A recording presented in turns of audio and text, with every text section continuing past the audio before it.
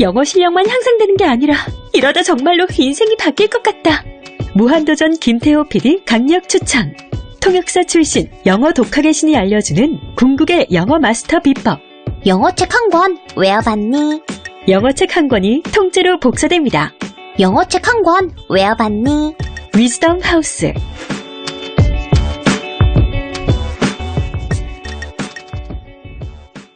엄마, 나 가게 안 하고 싶은데. 너 가게 해봤니? 너 음식 만들어봤니? 인테리어는? 집기는? 일할 사람은? 운영은? 가게 자리는? 세금은? 너 돈이 있니? 나는 요술램프 몬스터 셰프다. 네가 원하는 모든 것을 들어주마. 맛집의 맛을 똑같이 만들어주실 수 있어요? 맛뿐만 아니라 돈과 청음의 모든 비법을 알려주겠노라. 야하! 이젠 걱정 고민 끝! 네이버 검색창에 몬스터 셰프라고 쳐주세요. 상담 문의 02-4558-8838. 몬스터 셰프. 야, 이 부장! 네가 부장이면 땅이야? 뭐? 저 인간 저건 쟤 오늘도 술술 풀리고 안 먹고 회수 갔냐? 내일도 신체 상태로 출근하겠구만. 아유. 고려 생활건강 술술 풀리고 음주전 한포가 당신을 지켜드립니다. 특허받은 천연 유래 성분 숙취 해소제 술술 풀리고를 은하계 최저가로 딴지마켓에서 만나보세요. 고민을 넣어주는 친구 쇼한 침대. 쇼한 침대가 고민을 들어준다고? 편안한 저자리의 친구 쇼한 침대. 그렇게 편안하니? 머리부터 발끝까지 너무나 포근한 느낌. 오늘부터 내 친구 쇼한 침대. 어디에 있다고? 딴지마켓에 있네.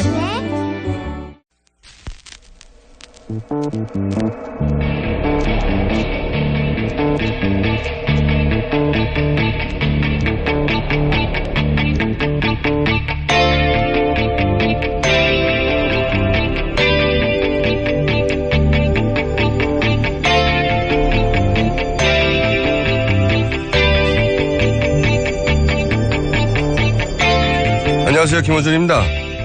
헬스부는 어제 세월호 인양을 오는 4월 16일까지는 완료하겠다고 발표했습니다. 침몰 이후 무려 3년 만입니다. 그 사이 세월호 선체에는 140여 개의 구멍이 뚫렸습니다. 1m가 넘는 큰 구멍도 여러 개죠. 그 정도 크기면 증거는 다 빼낼 수 있는 크기 아니겠냐며 유가족들은 의심합니다. 그 의심이 무리도 아닌 것이 애초 정부는 선체 딱 2개의 구멍만 뚫으면 된다며 작업을 시작했었습니다. 또한 해수부는 유가족들의 참관도 절대 안 된다고 막아왔죠. 유가족들이 동고차도에 텐트까지 치고 망원경과 카메라로 인양 과정을 감시할 수밖에 없었던 이유입니다. 3년에 걸쳐 반복적으로 연기되고 미뤄져 왔던 인양이 이번에 된다고 해도 문제입니다. 인양된 선체를 조사할 위원회가 없습니다. 위원회 없이 해수부가 직접 선체를 조사한다고 하는데요. 제 생각은 그렇습니다. 차기 정부는 인양된 세월호 선체를 해수부가 조사하게 할 것이 아니라 해수부부터 조사해야 합니다. 김호준 생각이었습니다.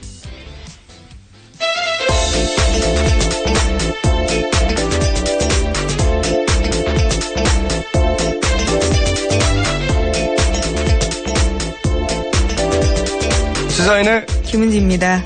네.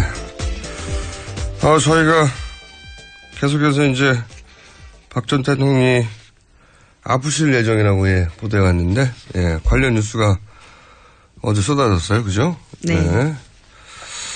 전해 주십시오. 출석을 하신다고 하는 것 같은데.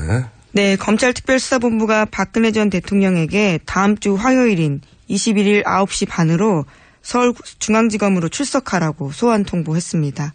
소환 통보를 했고, 여기 대해서 박 대통령 쪽도요, 적극적으로 협조해서 실체적 진실이 신속하게 규명될 수 있도록 돕겠다라고 밝혔습니다.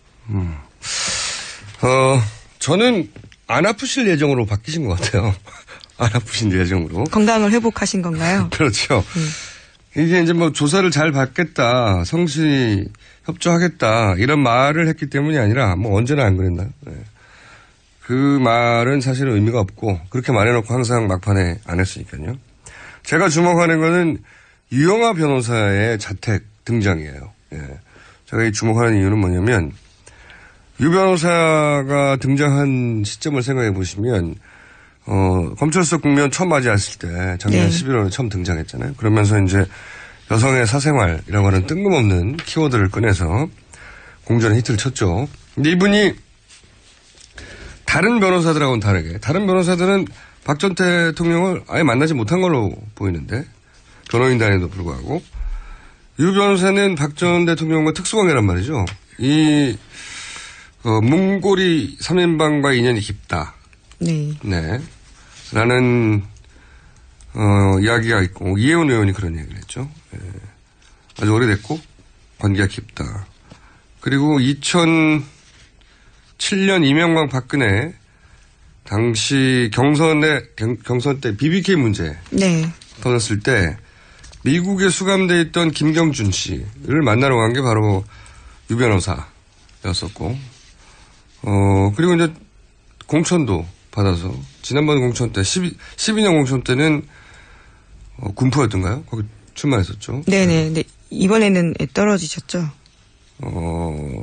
경선에 떨어졌죠. 예. 예.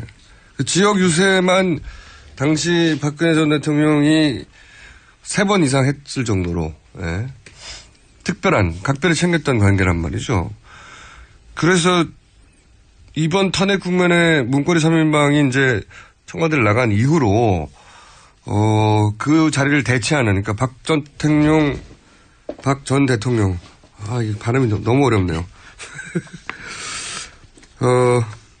게이트키퍼? 메시지 전달자? 그런 역할을 했을 공산이 아주 높은 걸로 추정되는 인물이거든요. 근데 이제, 그래서 헌재 재판은 등장 안 했어요. 생각해보시면. 제일 첫 번째 신임을 받는 변호사인데도 불구하고, 언론에 직접 노출도 그 이유는 거의 없었고. 그러니까 뒤에서 이렇게 메시지 전달자, 게이트키퍼 역할을 했는데 등장했단 말이지, 이번에. 모든 언론이 주목하고 있는 자택에. 그러니까 꼭 만나서 논의할 중요한 사항이 있었다는 거 아니겠어요? 네. 이 시점에 가장 중요한 사항은 검찰 출석이고, 만약 예정대로 할 거였다면 굳이 그렇게 만났을 필요가 없었다. 작전이 변경됐다고 저는 봅니다. 네. 안 아프실 예정으로 바뀌는 것으로 저는 그런 시그널이다. 네. 안 그랬으면 직접 방문하지 않았을 것이다.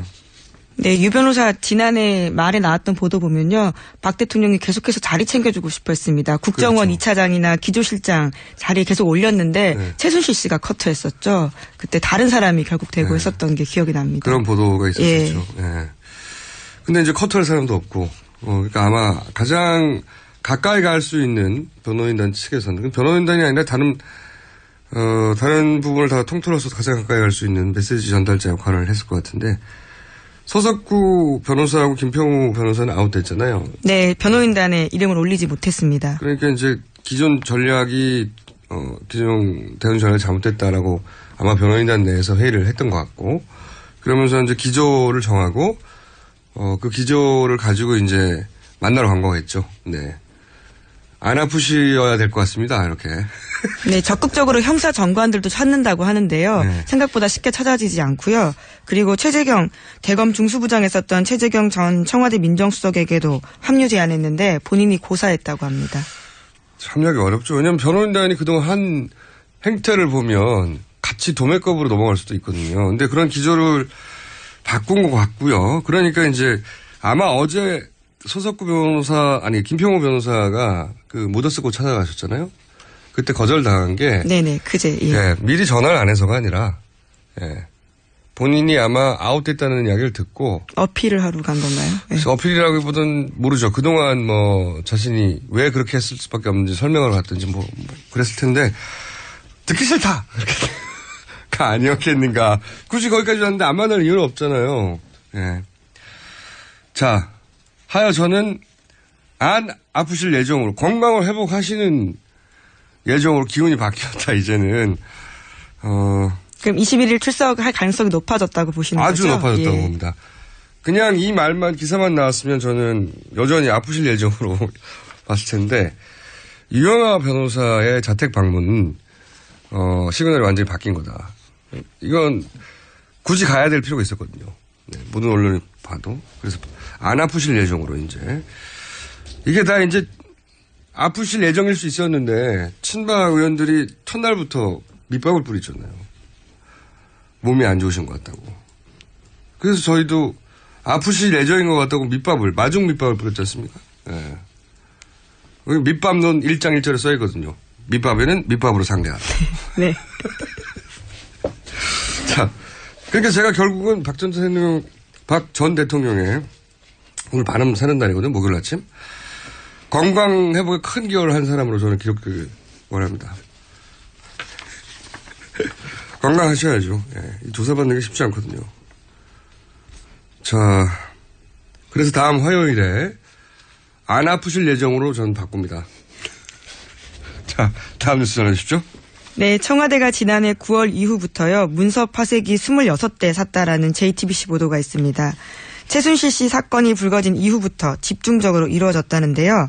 지난해 9월 27일에 2대를 구매 요청했는데 그때가 언제냐면 미르 K스포츠 재단에 최순실 씨가 인사 개입했다라는 보도가 나온 지 일주일 뒤입니다. 네, 거의 첫 보도죠. 이게 되게 재밌어요. 26대를 그때 보도 나온 다음에 2대를 사고 JTBC 태블릿 PC 보도 다음 날에 또 사잖아요. 몇 대를 샀다고요? 6대 추가 요청합니다. 네, 그리고 최순실 구속된 직후에 또 몇 대? 6대를 사고요. 네. 특검 수사 진행되면서 몇 대? 6대를 또 삽니다. 청와대 특검 압수수색 전날도 6대. 이렇게. 예. 그래서 총 26대입니다. 얼마나 많았으면은 이렇게 파쇄기를 9월 이후 요런 특정 시점 때만 계속 샀다는 거죠. 네. 9월 이전에 한 대도 안 샀어요. 한 대도. 그렇죠. 6개월 동안은 전혀 산 흔적이 없다고 합니다. 네. 갑자기 이렇게 많이 필요했던 이유가요. 당연히 증거인멸 쪽으로 눈길이 갈 수밖에 없죠. 네. 저는 박근혜 전 대통령이 수사받을 때 자꾸 예우 얘기 나오는데 뭐 전 대통령 저도 그래서 예우를 하지 않습니까? 안 아프실 예정이라고. 얼마나 표현이 예우스럽습니까? 자, 다음 순서 전해주십시오. 네, 경찰이 정광용 박삼호 회장 등을 불법 집회 주도 혐의로 사법 처리하겠다고 밝혔습니다. 아, 그렇군요. 기각됐어 봐요, 탄핵이. 사법 처리하겠습니까? 네. 자, 근데 이분뿐만이 아니겠죠. 네. 수사해야 될 대상이 되게 많아요. 그동안 속칭 친박 집회를 하면서 격렬한 여러 집회들을 했었는데요. 네. 어제 SBS가 관련된 보도를 좀 했습니다. 속칭 문고리 3인방을 비롯한 청와대 실세와 친박단체 간부들 그리고 정경련 임원들이 긴밀하게 연락했다라는 증거를 발견했다라는 건데요. 이들 간의 통화 내역을 공개한 겁니다. 박영수 특검집 앞에서 사진에 불질렀던 반액 방김 대표 있거든요. 그 사람 통화 기록을 보면요. 이재만, 정호성 등 문고리 3인방 이름이 나옵니다. 그 사람들과 통화를 했다는 뜻이고요. 뿐만 아니라 블랙리스트 의혹으로 구속됐던 청와대 정무비서관 이름도 나오고요. 또 허현준 행정관과는 계속해서 통화했다라고 합니다. 허현준 행정관 이름이 계속 나오는데 이분은 이제 어버이연합에 정경련 자금을 지휘한 혐의로 검찰 수사를 이미 받고 있는 분이죠. 네, 받고 있는 분인데 그 특검도 이들 단체에 60억 이상 지원해 왔다고 밝혔고 특검이 밝힌 것만요. 정경련 이해 단체에서 이해 곳에서 돈이 얼마나 갔는지는 특검도 아직은 밝히지 못했거나 혹은 밝힐 시간이 없었거나 그래서 듣고 이게 이제 이분뿐만이 아니죠. 네, 그렇습니다. 이정미 재판관 주소 공개했던 팟캐스트 방송이 있는데요. 거기에 대표가 지난 1년 동안 통화 기록을 보면요. 허 행정관과 100차례 이상 연락을 했습니다. 특히 탄핵 국면이었던 11월 이후부터는요. 석 달 동안 36번 계속해서 연락을 합니다. 연락을 할 수 있죠. 연락을 할 수 있는데 이제 그 시기와 내용의 문제인 건데 이게 이제 이런 것 같아요. 이게 구도를 보면 청와대가 이런 행정관들 블랙리스트를 만들었거나 또는 그 정경련 자금을 어버이연합에 지휘하도록 지시하거나 관제실을 지휘한 혐의를 받고 있는 이런 청와대 행정관들이 친박단체 대표들한테 오달을 하죠. 어떤 일이 있는데 여기에 나와줘야 되겠다. 그러면 오달을 받은 친박단체는 정경련에 연락을 하는 거죠. 지금 나와 있는 구도를 보면. 정경련에 연락해서 이런 집회를 하니까 얼마를 내놔라. 금고죠, 금고. 자기들한테는. 돈을 내놔라. 하고 정경련은 그러면 이런 단체들한테 돈을 요구하면 돈을 주고, 예. 그리고 청와대는 다시 기업들에게 정경련을 통해서 빠져나간 그 빈 금고를 기업들한테 얘기해서 채워주고 이 사이클을 만들어 와서 지금까지 이런 단체들을 운영해 왔다는 거잖아요. 보면 그런 게 보여지는 거죠. 이런 통화 관계 속에서. 네, 또 일정 통화를 계속 주고받았던 일정들을 보면요. 항상 그런 행사들과 맞물려 있습니다. 탄핵 반대 집회, 인터넷 방송, 생중계 중. 순서가 아마 이런 행정관으로부터 먼저 전화 받고 우선 일정을요. 예. 예. 당연히 그래야죠. 예. 그러니까 그거 근거하에 이제 돈 내놓으라고 하고 돈 주고 빈면 또 채워주고 이 사이클 그렇게 이 집회들은 말이죠. 돈을 끊으면 끝나요. 이 사이클은 돈을 딱 끊으면 이념이 아니라 사실 이권에 따라 움직이기 때문에 돈을 딱 끊으면 이 사이클은 끊어진다. 그리고 이걸 행정관 혼자 할 수 있었겠어요? 이게 이제 그 재벌들이 60억 이상 지원했다 밝혀진 것만 해도 그런데 이 돈을 어떻게 행정관 혼자서 재벌들한테 전화해서 몇십억씩 내놓으라고 합니까? 그러니까 훨씬 더 위에서 명령이 내려온 거거든요. 이거 수사 대상이에요, 사실. 그 친박 집회 누가 하라고 했고 누가 그 돈을 주라고 했고 행정관 하나로 끝날 일이 아니죠. 네. 앞으로 그것도 검찰의 수사 대상입니다. 수사 대상이라고 봐야죠. 예.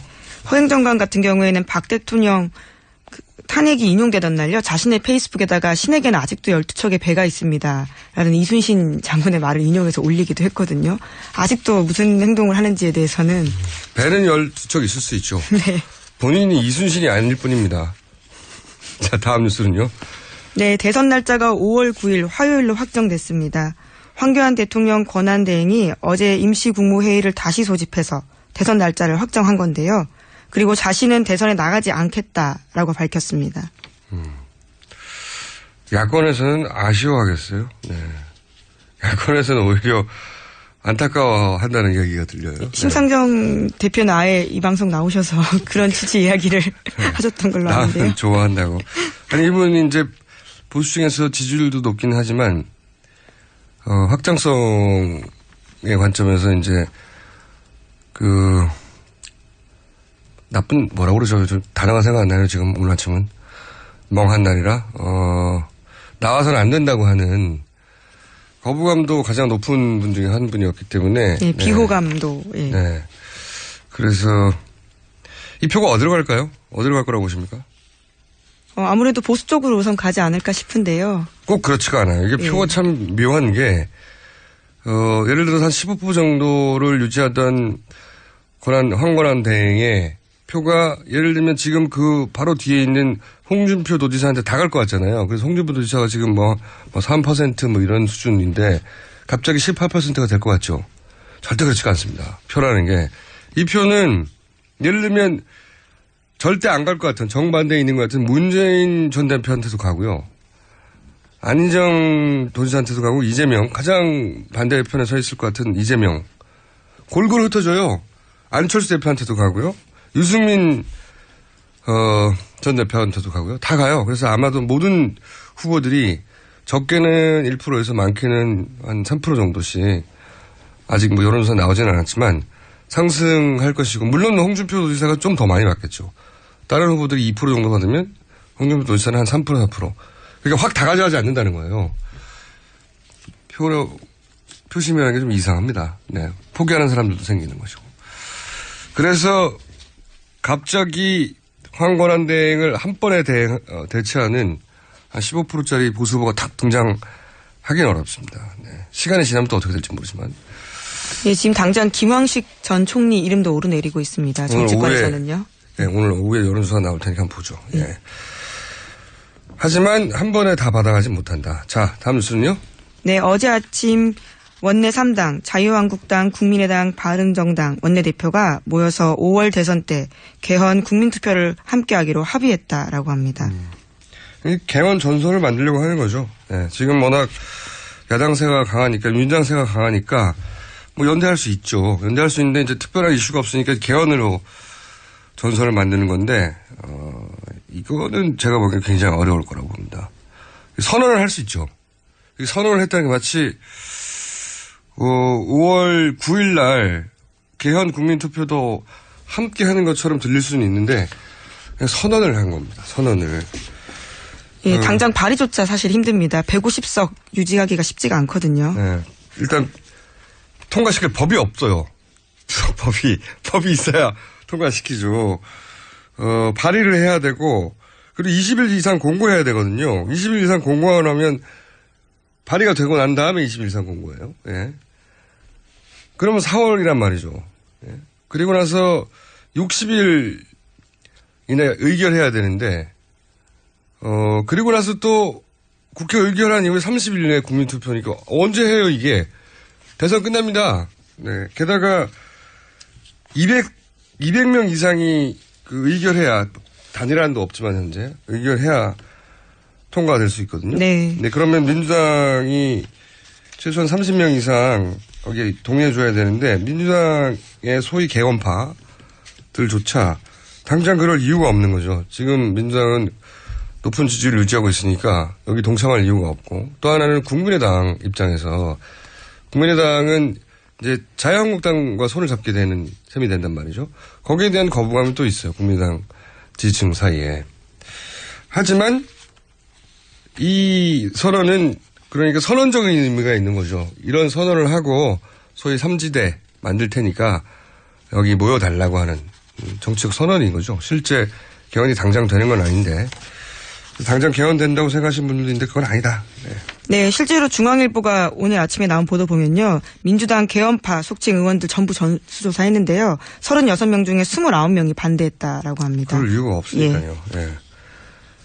시간적으로도 가능하지 않고 절차적으로도 가능하지 않지만 정치적 선언을 한 거고 그 정치적 선언으로 이제 전선을 만들려는 노력이죠. 네. 정치권에서는 있을 수 있는 퍼포먼스라고 봅니다. 자, 제목 하나 정도 더 부르면 될 것 같아요. 더 들을 수 있을 것 같습니다. 네, 정유라 씨가 정치적 망명을 고려하고 있다라는 보도가 있습니다. 예. 변호사 이야기입니다. 덴마크 변호사요. 이건 말이죠. 정부의 목숨을 걸고 저항했다든가 이런 시민운동가들이 정치적 망명하는 거거든요. 네. 정부 지원을 듬뿍 받고 말을 잘 타신 분이기 때문에 정치적 망명은 불가능할 것이라. 이건 불가능하고요. 저는 4년 전에는 가능했었어요. 안 했지만. 근데 이게 이제 시간은 1년 가까이 끌 수 있어요. 이렇게 되면. 심의하고 하는데 1년 가까이 끌 수 있다. 근데 저는 이게 잘못된 생각이라고 보는 게 지금 들어와서 오히려 조사받는 게 낫지. 그게 어떤 정부가 들어서든 다음 정부가 이 사건을 봐줄 리가 없거든요. 오히려 지금이 더 나아요. 저는 이건 이 변호사가 오랫동안 수임료를 받으려고 하는 구상일 수도 있어요. 실제 정균환 씨는 판단을 잘해야 돼요. 지금이 오히려 가장 약하게 조사를 받을 수도 있는 타이밍이다. 동정심도 받을 수도 있고. 예, 공장장의 조언이 덴마크까지 있지 못하고 갔습니다. 덴마크에서 이 방송을 들으신 한인분들은 좀 연락 좀 해주십시오. 이 변호사, 왜냐면 1년 내내 수임료 받을 거 아니에요. 큰 돈을 번 거예요, 이분이. 저는 그런 생각도 합니다. 내가 변호사 입장에서는 큰 호구가 나타난 거라고 볼 수도 있죠. 네. 자, 여기까지 하겠습니다. 시사인의 김은지였습니다. 감사합니다.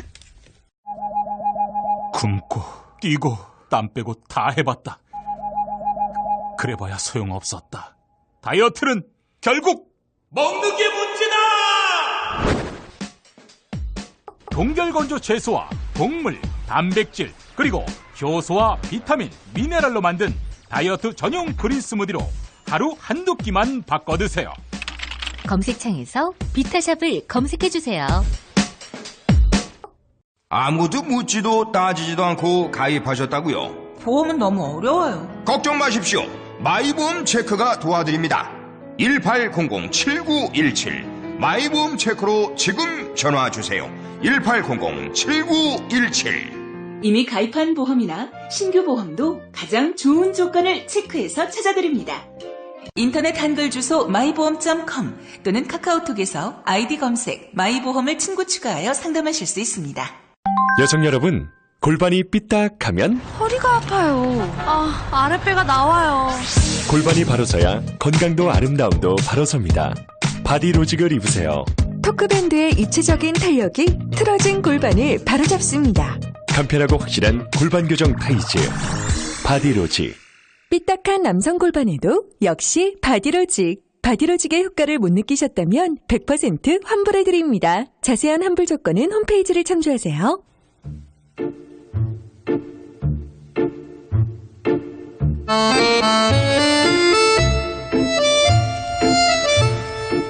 자, 내부자 둘입니다. 네.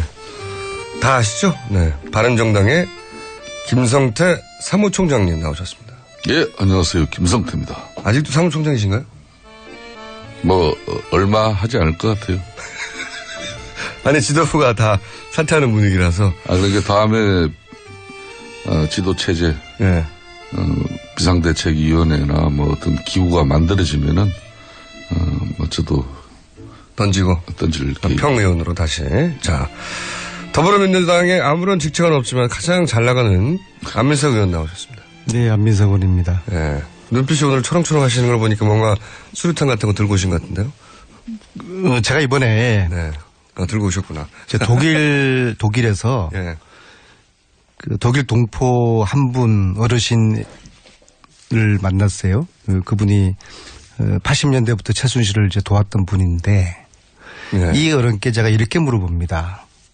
어르신이 어떻게 해서 최순실을 알게 됐습니까? 네. 이분 말씀이 임모라는 박사가 나에게 전화가 와서. 임모 박사가. 삼성 장군의 딸이. 삼성 별 3개짜리 네. 장군의 딸이. 독일 가니. 잘 좀 도와줘라. 처음에는 최순실 씨가 본인을 삼성 장군을 딸로 소개했군요. 네. 그랬던 모양이에요. 아니, 임 박사라는 분이 독일의 그 어르신에게. 네. 예. 그래서 도와주게 됐다는 건데요. 네. 임모 박사로부터 들었다. 그러면 아마 이제 임모 박사 그분은 최순실의 어떤 후견 역할, 이제 그런 관계로 볼 수가 있겠죠. 그러니까 독일 교민에게 처음 최순실을 소개하고 독일에 정착하도록 만들어준 사람이 임모 박사였다. 네, 그렇죠. 네. 그런데요. 그분의 사위가 부장판사인데요. 현재 부장판사다? 네. 네, 현재 부장판사다. 이모 부장판사인데요. 이모 부장판사인데. 이분이. 예. 이분께서 지금 네. 삼성 이재용 재판에 뇌물죄를 다루는 이재용을 실형을 때릴 건지 무죄를 줄 건지 그것을 재판하는 담당 부장판사. 책임 판사입니다. 즉 말하자면은 최순실 후견인이었던 임모 박사의 사위가 이재용 재판을 다루는 부장판사다. 책임 판사입니다. 이게 우연의 일치입니까? 우연의 일치길 바라겠습니다. 우연이라 할지라도 이거는 공정성에 시비가 크로스체크된 있을 거죠. 수밖에 없습니다. 제가 지금까지 이야기한 거 네. 박근혜가 대포폰을 사용했다. 네. 사실이었습니까? 허위였습니까? 사실이었습니다. 장시호가 최순실의 아바타에다 10월 26일 날 이 방송에서 사실이었습니까? 허위였습니까? 네, 사실이었습니다. 정유라가 입시를 부정으로 들어갔다. 사실이었습니까? 허위였습니까? 사실이었습니다. 네. 정말 장유라가 국가대표를 부정으로 되었다. 사실이었습니까? 허위였습니까? 그건 명확하게 밝혀지진 않았습니다. 아직. 14년부터 제가 최순실을 추적하면서 다소 좀 과장된 건 있을지언정 허위였던 적은 없습니다. 이거 임 박사라는 분과 이모 부장판사라는 분의 관계, 사위와 장인 이것은 지금 네이버 들어가 보면 나와요. 이름은 제가 실명을 안 밝히겠습니다. 임모 박사가 현 41년생이고요. 41년생. 네, 이재용 부회장 재판의 담당 부장판사의 장인인 것은 팩트고 네. 여기서 이제 남아있는 부분은 임모 박사가 최순실 씨가 독일로 처음 진출할 때 독일 교민에게 이러이러한 사람이 간다고 소개해 준 사람이 맞느냐 이게 이제 남은 거네요. 근데 그 이야기는 그 전화를 받은 독일 교민 한데 직접 네. 돌아오신 거고. 그럼요. 대체로 맞네요. 안민석 의원이 지난 3년 동안 자기 사비를 거의 뭐 다 써가면서 이 최순실 일가들의 국정농단을 이렇게 조사하고 또 많은 정보를 수집하는 과정에 특히 독일은 저도 한번 다른 일로 같이 갔었는데 네. 안민석 의원은 벌써 뭐 독일 내에서도 상당한 네트워크를 가지고 있더라고요. 놀랍게도. 그걸 어떻게 해서 그 네트워크가 구축됐는지 그것도 수사 대상은 대상입니다. 아니, 사무총장님께서는 지금 집안 싸움이나 지금처럼 잘 좀 제압하시고요. 지금 유승민하고 김무성기하고 지금 막 내전이 붙었는데 사무총장님께서 이걸 수습하시느라고 정신이 없으신데 뭐 며칠 전에도 제가 그렇게 들었어요. 큰 싸움이 붙을 뻔했는데 사무총장이 지혜롭게 잘 이걸 수습을 했다라고 그러는데 사무총장님이 지혜롭게 마이크를 던져가지고 모두를 제압하고 아니에요? 지금 아닙니다. 제가 확인을 했는데 우리 사무총장님께서 양쪽을 잘 이렇게 조정을 해서 일단 수습을 했는데 근데 제2의 제3의 또 내전이 있을 수 있으니까 사무총장님께서는 그쪽 집안일이나 잘 챙기시고 아무튼 제가 지금 이 그 부분은 이야기를 하는 것은 잠깐만요. 뭐 좀 당내 갈등이 있는 걸로 비춰지고 있습니다만은 뭐 아무래도 신생 정당이니까 당의 진로나 또 후보 선출 과정이라든지 비대위원장 누가 할 거냐고. 더군다나 당 지도부가 일괄 다 사퇴가 된 마당이니까 의원들이 상당히 예민해져 있죠. 뭐 그런 측면에서 당의 자원 중에 뭐 이렇게 삼지대 협상이라든지 또 당의 예연을 확장하는 그런 노력에 김무성 전 대표가 그런 정치적 역할과 역량이 있는 사람이면 그런 사람 세우자는데 또 뭐 반대도 있는 것이고 이거는 정당 내에서 뭐 그러고 고성고원에 뭐 소리 좀 나고 그런 거고 고성 좀 하셨죠? 뭐 그러다 보면은 그걸 이제 말긴 자꾸 그렇게 학살하지 마세요. 학살. 그 동료 의원들끼리 가까운 그 의원들끼리 좀 뭐 소리도 좀 지르고 그걸 또 제지하고 제어하는 과정에 또 소리도 좀 있어 보이는 거고 뭐 마이크가 넘어가고 그런 거지. 아, 던진 게 아니고 마이크 혼자 넘어갔구나. 그걸 그런 식으로 그러니까 그런 상황을 가지고 외부에 이렇게 또 왜곡되게 알려낸다거나. 아무리 이 판이 아수라판이라도 그게 뭐 내부 집안 이야기를 나와서 공개적으로 방송에서 하는 거는 그런 상도덕에 집안 일에 그 별로 좋지도 않은 상도덕에 입에되는 거고요. 우리 김어준 또 그걸 또 즐기는 또 김총수도 상당히 지금 뭔가 지금 이성을 잃었어요. 이성을 찾으시고. 죄송하지만 이게 지금 중요한 게 아니라 죄송하지만 재밌긴 합니다. 이 아침에 제가 그런 재미 즐기시려면은 이 방송은 이재용 재판 공정성에 대한 지금 이건 폭탄인데요. 제기를 하는 거니까. 물론 사회라고 해서 반드시 그 영향을 과거에 예를 들어서 절대로 장인과의 관계가 이 재판에 영향을 미칠 거라는 것도 분명히 그 예단이죠. 저는 절대로 결코 법원에서 좀 놀랍긴 합니다. 그 임모 박사의 사위가 이재용의 재판의 책임 판사로 배정된 것은 결코 단언코 의도적이지는 않을 거라고 봅니다. 어떻게 이거를 이렇게 의도를 했겠어요? 아무리 삼성의 힘이 크더라도 어떻게 이 판사 배정조차도 삼성이 의도해서 기획해서 이런 어마어마한 무시무시한 일을 했겠어요? 절대로 그렇지 않다고 저는 믿습니다. 않다고 믿습니다만은. 그러나 공정성에서는 시비가 있게 되는 거죠. 이거 굉장히 큰 우연이긴 하네요. 이건 상상도 못했는데 왜냐하면은 서류상으로는 드러나지 않는 거군요. 절대로.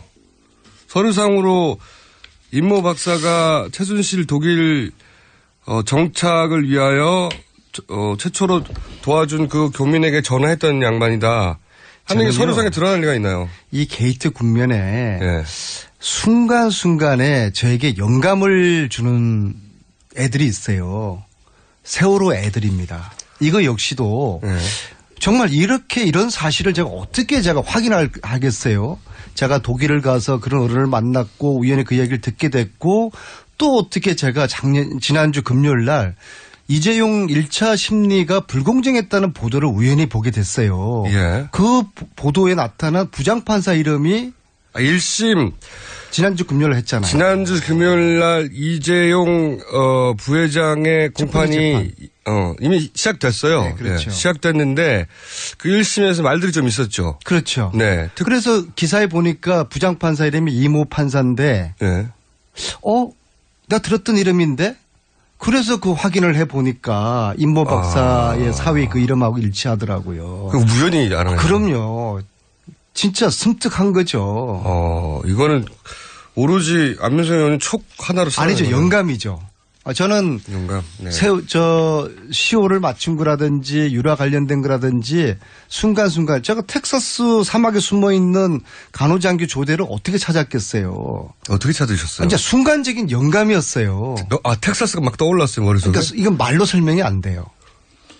저분도 또 최순실하고 좀 비슷한 그런 게 있네요. 아니, 그러니까 제가 박근혜 대통령 쓰던 의원회관 620호를 지금 쓰고 있거든요.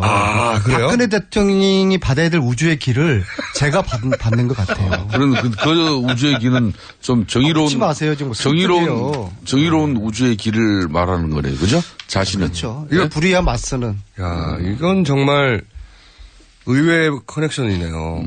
의외의. 그때 인연이 이 재판에 영향을 미친다. 제가 오늘 말하고자 하는 게 아니라 이 방송에 오기까지 이 말씀을 드려야 말지를 정말 고심을 했어요. 오늘 새벽 3시에 일어났어요. 왜냐하면은 이게 무서운 거 아니에요. 그래서 그러나 결국엔 제가 본인의 촉에도 이건 좀 알려야 된다. 국민께 그걸 알리고 이제 재판이 공정하게 돼야 되는 거잖아요. 재벌이라고 해가지고 봐주고 그러면 안 되잖아요. 그래서 공정한 재판을 위해서 이 사실을 알려드려야 되겠다. 야, 이 커넥션은 혹시 동명이인은 아니고요? 아닙니다. 아니에요? 네. 확실해요? 네.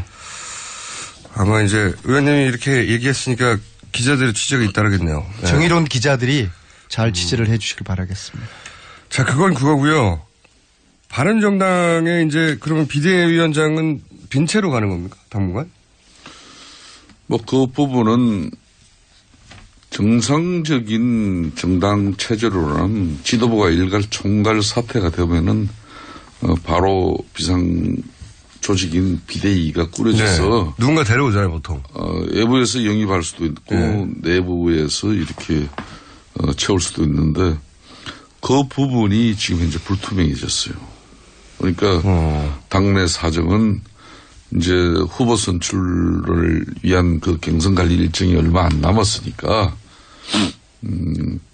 이제 후보가 선출되어지면은 선거 관리 선대위 체제, 선거대책위원장 체제로 당 전체가 선대위 체제로 가자 한마디로 말하자면 그런 건데 총장으로서는 이런 거죠. 당무는 당이고 또 후보 선거 지연 일이고 이런 겁니다. 그러니까 그럼 예를 들어 유승민 전 대표가 당의 후보가 되는 순간부터는 당 전체가 유승민 후보 당선을 위해서 뛰는 건 당연하지만 당 전체가 선대위 체제가 되고 유승민 후보의 선대위원장이 당을 움직이는 게 되는 거예요. 보통 이런 큰 선거 때는 정당이 후보가 선출되어지면은 후보 중심으로. 그렇지만 당대표는 따로 있죠, 보통은. 모든 지원과 또 일이 다 글로 집중될 수밖에 없죠. 그렇지만은 일상적인 또 정당 구조는 유지되어야 돼요. 중요한 의사결정이라든지 의결은 그 당대표 이런 최고 결정에서 당대표가 없을 때는 이제 비대위라 그러죠. 비대위 위원장이 그걸 판단하고 결심하는데 그 기능이 이제 문제가 생기죠. 어쨌든 김무성 전 대표는 이게 안 하는 걸로 결론이 난 거죠.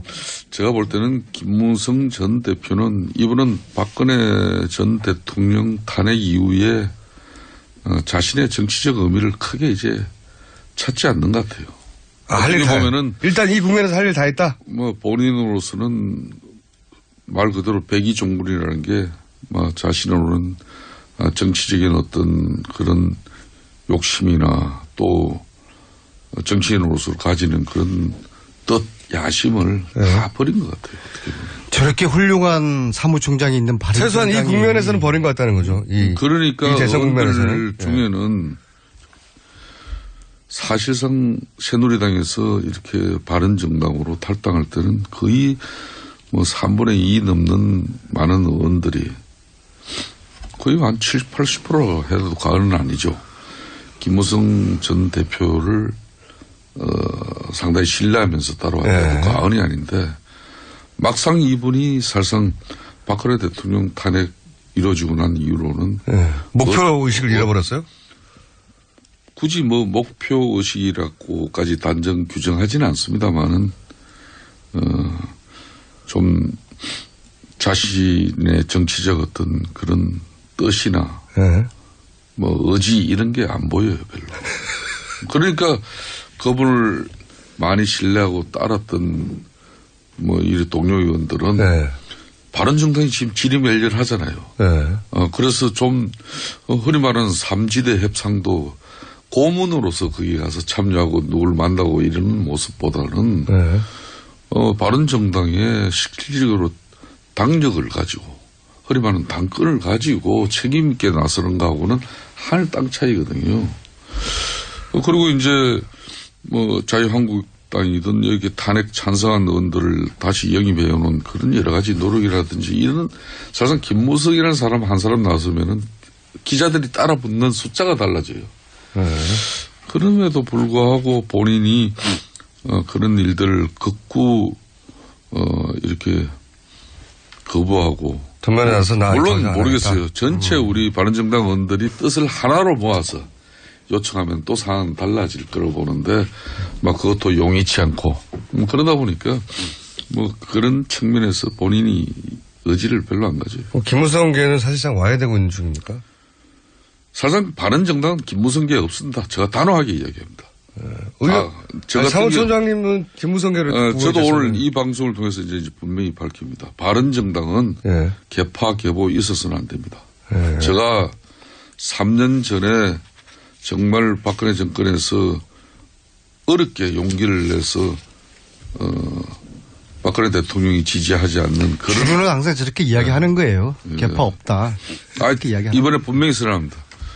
김무성 자신이 뭐 개파 개보를 전혀 생각하지 않고 뭐 이런 무미한 어떤 행동을 하시는 거는 절대 저런 방식으로 하면 사람이 붙을 수가 없어요. 그러니까 김무성계가 있었을 수도 있지만 이제 와해 사라지고 있다.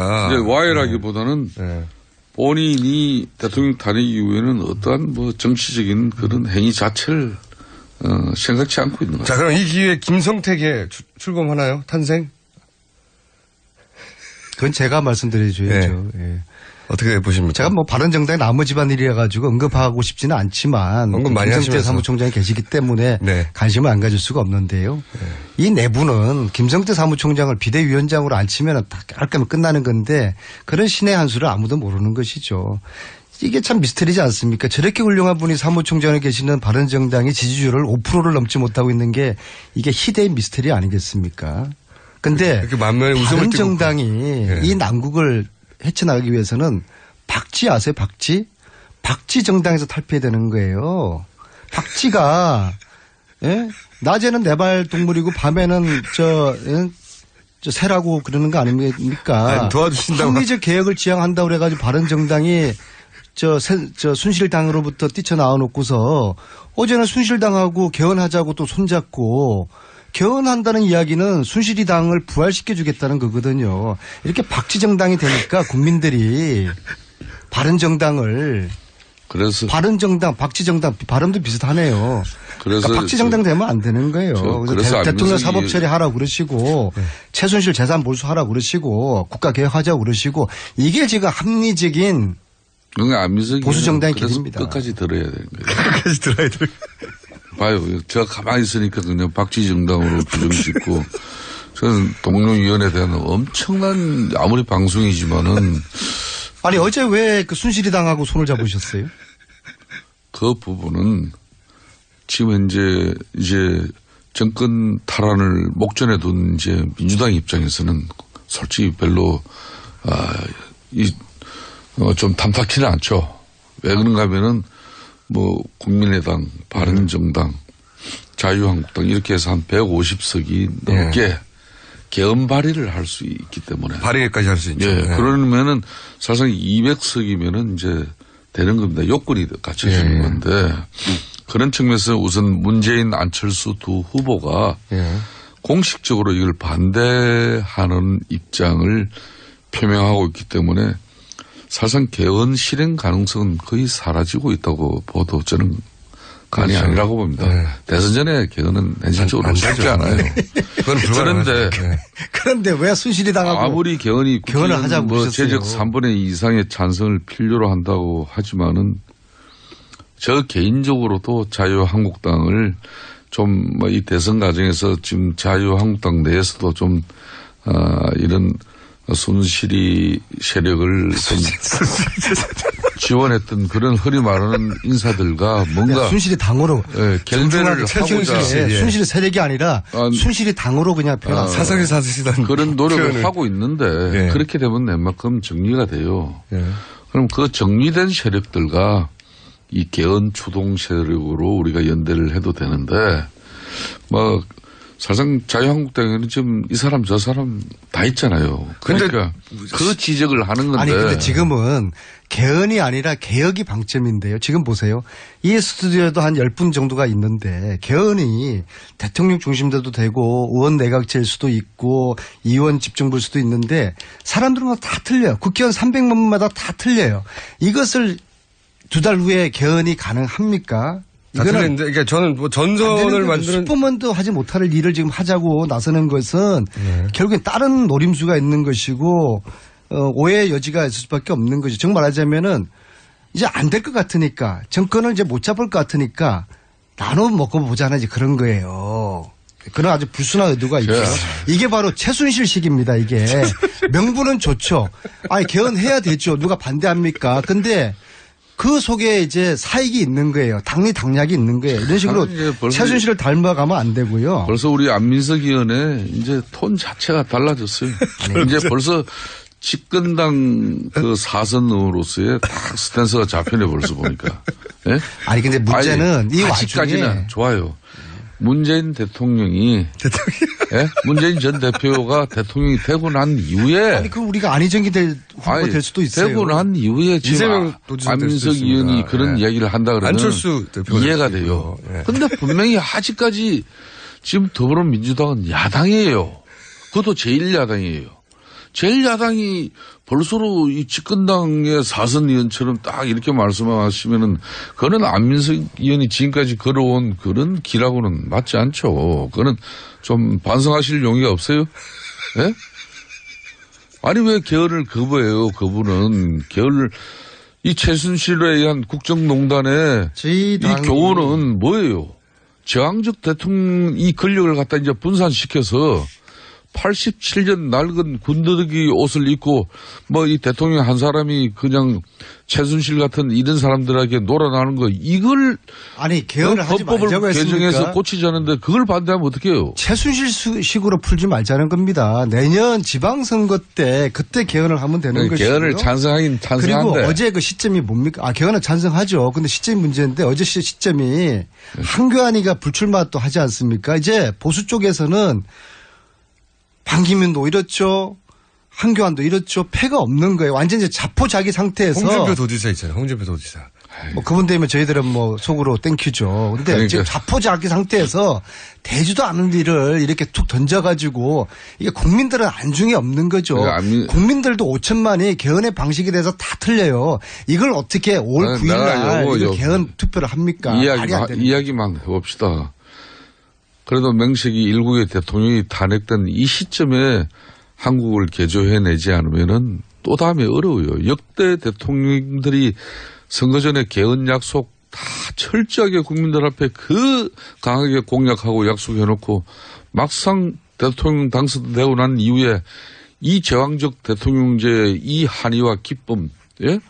이런 엄청난 힘을 가지고 누가 개헌한 사람 봤습니까? 다 개헌을 다 어떻게 하든 물거품으로 만들었잖아요. 심지어 DJP 연합 같은 경우도 이거는 내각제 하겠다고 손잡고 선거 치른 거예요. 그런데 그 내각제 하겠다고 손잡고 치른 대통령이 당선되니까 DJP 내각제 그냥 물거품 됐잖아요. 그게 한국 정치 현실인데 우리 저 안민석 의원께서는 저런 분이 또 대통령 되면 저는 약속 지킬 거라고 보지만은 예? 이 뻔히 제가 박지정당이라고 질르니까는 막 이성을 잃으신 것 같아요. 말씀하시는데. 그러니까 본인이 사선 의원으로 이 정치 너무 잘하면서 개헌 논의가 시작이 됐잖아요. 내 손에 이제 장을 뜸이 들이고 시간이 필요한 것이죠. 근데 이거는 문재인 전 마치 대표는 남녀가 이제 막 만나가지고 아니 손도 안 잡고 뭐 한번 마음도 안 맞추고서 그냥 결혼 날짜부터 잡으면 안 되죠. 어떻게 내용도 없이 개헌 날짜부터 투표 날짜부터 5월 9일 날 하자고 질러버립니까? 이건 시정 잡혀도 이런 식으로는 하지 않죠. 국회에서 여야 4당 간에 최순실을 너무 최순실한테 배웠어요. 명분은 그럴듯하죠. 국민은 안중에 없고. 국회 4당 간에 그동안 아무리 자꾸자기라도 개헌 협상에 의해서 거의 얼추 합의가 됐잖아요. 그냥 이번에 이 개헌 논의는 이미 18대 국회 때부터 마음을 비우세요. 12년 전부터 18대, 19대, 20대까지 들어서 안민석 의원님. 벌써 시간이 그렇게 됐어요?